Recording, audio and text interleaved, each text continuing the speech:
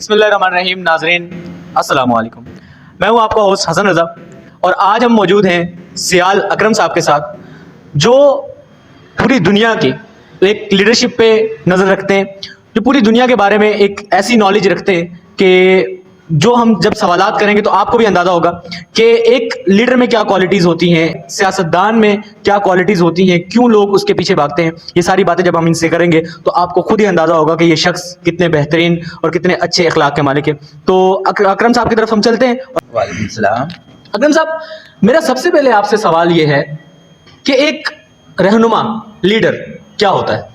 देखें, लफ्ज़ रहनुमा जो है वो खुद अपने अंदर एक हमागीर मानियत रखता है, या लीडर इंग्लिश वाला जो है वो भी खुद अपने लफ्ज़ अपने अंदर अपने मानी को छुपाए हुए है। रहनुमा का मतलब है रास्ता दिखाने वाला और लीडर का मतलब है लेकर चलने वाला। तो लीडर की सबसे बड़ी पहचान ये है कि वो अपनी कौम को लेकर के चलता है, अंत तक मेहनत करता है, वो थकता नहीं है, वो हिम्मत नहीं हारता और उसके ऊपर मुसीबतों के पहाड़ टूट पड़े लेकिन कभी मायूसी और नाउमीदी को अपने करीब नहीं आने देता। अंबिया कराम अलैहिमुस्सलाम की एग्जाम्पल हमारे सामने है कि जिस तरह के भी उनको बुरे हालात और मुश्किलात का सामना करना पड़ा, उन्होंने कभी भी मायूसी और नाउमीदी को अपने करीब भटकने तक नहीं दिया। इसी तरह हजूर सल्लल्लाहु अलैहि वसल्लम की एग्जाम्पल हमारे सामने है। आप सल्लल्लाहु अलैहि वसल्लम की सीरत से जो लोग वाकिफ़ हैं तो वो ये जानते हैं कि आप सल्लल्लाहु अलैहि वसल्लम की ज़िंदगी के जो 23 ईयर्स हैं प्रॉफिटहुड की अनाउंसमेंट के बाद, वो कितनी मुश्किलात के साथ गुजरे। लेकिन आप सल्लल्लाहु अलैहि वसल्लम ने कभी भी ना तो अपने उसूलों पर कंप्रोमाइज़ किया और ना ही नाउमीदी और मायूसी को अपने करीब आने दिया। यहाँ तक कि जब मक्का के सरदारान जो है वो ये कंप्रोमाइज़ करना चाहते हैं आप सल्लल्लाहु अलैहि वसल्लम के साथ और कहते हैं कि भाई अगर आपको मक्के का या अरब का ताजदार बनना है वो हम आपको बना देते हैं, और अगर आपको मालो धन चाहिए वो दे देते हैं, या कोई और सहूलत चाहिए हम आपको वो प्रोवाइड कर देते हैं, मगर ये जो आप काम कर रहे हैं, ये जो लोगों को आप इकट्ठा कर रहे हैं, लोगों के अंदर आप शऊर पैदा कर रहे हैं, ये काम छोड़ दीजिए। आप सल्लल्लाहु अलैहि वसल्लम ने कहा कि मेरे एक हाथ पर चांद और एक पर सूरज ला के रख दिया जाए तब भी मैं अपने नस्ब अहन पर कंप्रोमाइज़ नहीं करूँगा। तो ये इसको कहते हैं लीडरशिप। मुश्किलात में आप देखें कि आप सल्लल्लाहु अलैहि वसल्लम को शोबे अबी तालिब का जो पीरियड है ये लगभग 3 साल का बनता है कि कितनी मुश्किलात के साथ आप सल्लल्लाहु अलैहि वसल्लम ने काटा। चाहते तो कंप्रोमाइज़ कर लेते और इतनी बड़ी तकलीफ से बच जाते, मगर आप सल्लल्लाहु अलैहि वसल्लम ने ऐसा नहीं किया।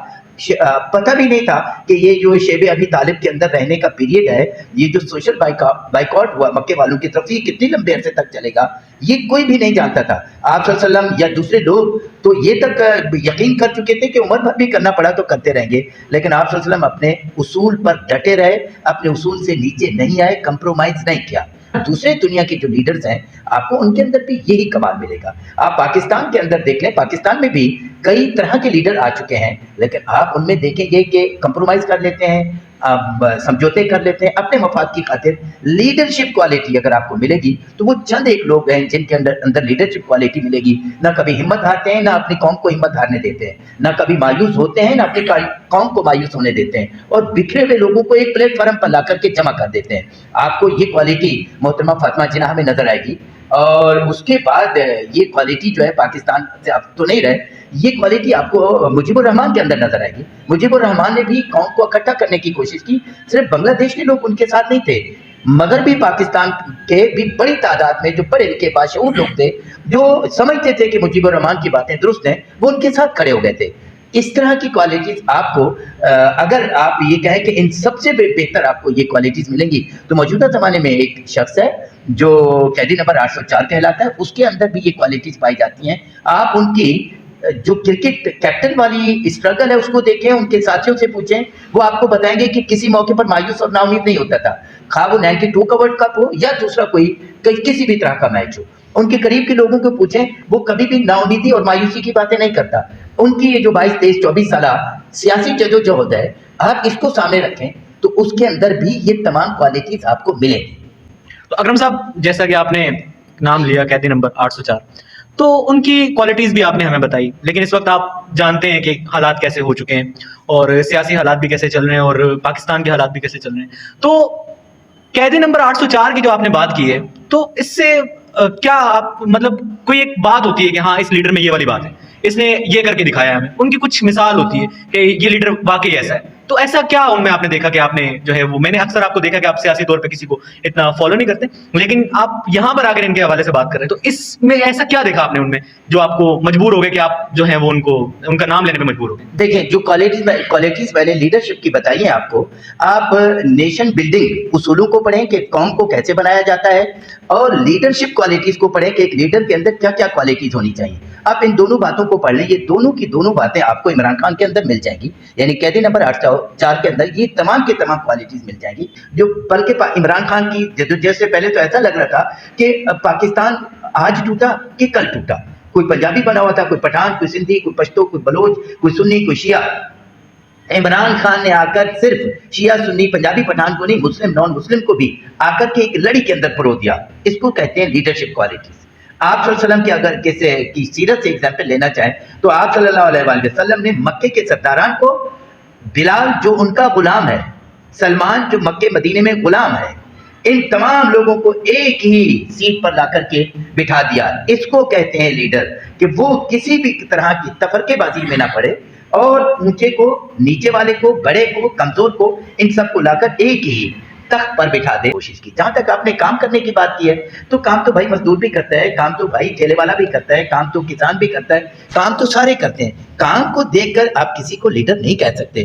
ویسے اگر آپ کام, ان کے 3-3.5 سال کا جو دور ہے, آپ جائیں جن جن صوبوں میں ان کی حکومت رہی ہے, آپ ان سے جا کر کے پوچھیں لوگوں کے اندر کتنی جرت پیدا ہوئی. یہ جو سٹیزن پورٹل تھا, اس نے انقلاب برپا کر دیا تھا. مجھے پتا تھا, اب آج میں باہر نکلتا ہوں, مجھے کوئی بھی میرا گریبان پکڑ لے, مجھ بوڑھے آدمی کا, اور مجھے 2 تھپڑ مار دے, آپ یقین کیجئے کہ میرے پاس کوئی پلیٹ فارم ایسا نہیں ہے جہاں جا کر کے میں اپنی فریاد پیش کر سکوں کہ میری مدد کو. اس سے کیا ہوگا, میرے اندر یعنی میری قوم کے لوگوں کے اندر مایوسی, نا امیدی, بے ہمتی اور بالکل کچھ نہیں ہو سکتا والی سوچ پیدا ہو جائے گی. سٹیزن پورٹل نے آ کر کے ان تمام باتوں کو ختم کر دیا تھا. جب بھی مجھے تکلیف یا کسی کو تکلیف کا سامنا کرنا پڑتا تھا, کوئی آفیسر کام نہیں کر رہا, کوئی چھوٹا بڑا کوئی بھی کام نہیں کر رہا, آپ سٹیزن پورٹل پہ آپ کمپلین کرتے تھے, کچھ عرصے کے بعد جو ہے, یعنی ود ان ہاف آور جو ہے آپ کو رسپانس مل جاتا تھا. تو آپ کے اندر اعتماد پیدا ہوتا تھا, آپ کے اندر امید پیدا ہوتی تھی کہ میرا ملک میرے لیے کچھ کر رہا ہے, کوئی تو ہے جو میری بات سننے والا ہے. اور اس کا ایک اور بینیفٹ تھا کہ جب سٹیزن پورٹل کے تھرو آفیسرز کے کان کھینچے جاتے تھے, تو نیکسٹ ٹائم وہ کسی بھی طرح کا برا کرنے سے پہلے سوچ میں پڑ جاتے تھے کہ کہیں ایسا نہ ہو کہ جس بندے کے ساتھ میں ناجائز کر رہا ہوں, یہ سٹیزن پورٹل پہ کمپلین کرتے اور دوسری مرتبہ میری گوش مالی ہو جائے. اور دوسری یا تیسری مرتبہ گوش مالی کا مطلب یہ تھا کہ وہ آفیسر جو ہے وہ ڈیکریز ہو جاتا تھا اپنے عہدے میں. تو یہ ایک کمال تھا سٹیزن پورٹل کے اندر. میں نے تو آپ کو ایک ایگزامپل دی, ویسے اس کی کئی ایگزامپل موجود ہے. ان باتوں کی طرف ایک عام آدمی کے اندر نظر نہیں جاتی. ہم پورے بھیک مانگتے ہیں. میں جو ہے عمرے پہ گیا, وہاں پر لائنیں لگی ہوئی تھی, سامنے لکھا ہوا تھا عربی میں بھی, اردو میں بھی, انگلش میں بھی, کہ یہ زکوٰۃ کے پیسے کا کھانا ہے, آپ اگر زکوٰۃ کے حقدار نہیں ہیں تو مت کھائیں. آپ یقین کیجئے کہ میں نے لائن میں لگے ہوئے 80% پاکستانی دیکھے جو حج کرنے گئے میں. یہ تو ہماری قوم کا حال ہے. تو اکرم صاحب, جیسا کہ آپ نے دیکھا کہ خان صاحب کے جانے کے بعد ملک کے حالات بہت بدتر سے بدتر ہوتے چلے گئے. آٹے کا ریٹ آپ دیکھیں, گھی کا ریٹ دیکھیں, ڈالر کا ریٹ دیکھیں, پیٹرول کا ریٹ دیکھیں, تو ایک عام آدمی کے لیے سروائیو کرنا مشکل ہو گیا. اور اس کے بعد گزشتہ دنوں میں خان صاحب کو سزا بھی ہو گئی. تو اب نوجوان, ان کے جتنے بھی پی ٹی آئی کے فالوورز ہیں, وہ ایک مایوسی کا شکار ہیں. تو آپ 8 فروری کے لیے ان کو کیا ایک میسج دینا چاہیں گے؟ یہ صرف یہ کہنا کہ جو ان کے فالوورز ہیں وہ مایوسی اور ناامیدی کا شکار ہے, ایسا نہیں ہے. آپ 9 سال کے بچے سے پوچھ لیں, 90 سال کے بڈھے سے پوچھ لیں, جس قدر مایوسی اور ناامیدی کا شکار وہ آج ہوا ہے, پاکستان کی تاریخ میں کبھی بھی شاید نہیں ہوا. میں بھی کہ کبھی ہوا ہو. عمران خان کے دور میں لوگ باہر سے نوکریاں چھوڑ کے پاکستان میں آ رہے تھے اپنے ملک کو سروائیو کرنے کے لیے, حالانکہ بہتر روزگار کما رہے تھے.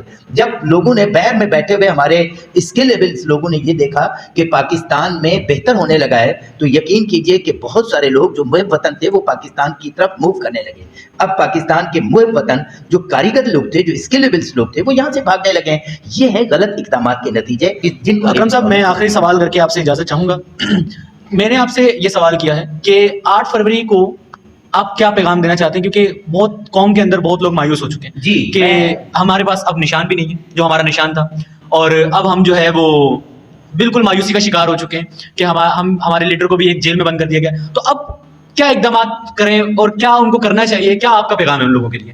تمام لوگوں کے لیے میرا یہی پیغام ہے کہ آپ ان تمام نفرتوں کو ختم کیجئے. صرف اپنے سامنے یہ ٹارگٹ رکھیے کہ جن لوگوں نے آپ کو مایوسی کا شکار کیا ہے, آپ ان کو مایوس کیجئے. ساری زندگی میں نے تو حب الوطنی کا سبق پڑھا ہے، لہٰذا میری تو عمر ایسی ہو چکی ہے کہ میں اب حب الوطنی کے دائرے سے باہر نکل ہی نہیں سکتا. اس لیے مجھے یہ تکلیف ہو رہی ہے کہ اس وقت پاکستان کی قوم جو ہے وہ نہ صرف مایوسی ناامیدی کا شکار ہے، ان کے دلوں سے حب الوطنی کا جذبہ بھی مٹتا چلا جا رہا ہے. ناظرین، جیسا کہ آپ نے سنا کہ انٹرنیشنل لیول پہ ہمارے پاکستان کی کیا حالت ہو چکی ہے، لوگ کس نظریے سے دیکھ رہے ہیں اور ہم کس قدر مایوسی کا شکار ہیں. اب دیکھنا یہ ہے کہ 8 فروری کو آپ لوگ انتخاب کس کا کرتے ہیں؟ آیا کہ کسی ایک اچھے لیڈر کا، یا پھر سوال یہ پیدا ہوتا ہے کہ کسی ایک ایسے لیڈر کا جو آپ کے ملک کو لوگوں کی نظروں میں، دنیا کی نظروں میں دوبارہ سے اجاگر کر دے اور تمام تر دنیا میں پاکستان کے حوالے سے لوگوں کے خیالات ہیں ان سب خیالات کو مٹائے. تو 8 فروری کو انتخاب کرتے ہوئے ان سب ساری چیزوں کا خیال آپ نے ضرور رکھنا ہے. اگلے پروگرام تک کے لیے اجازت دیجیے گا. اللہ حافظ.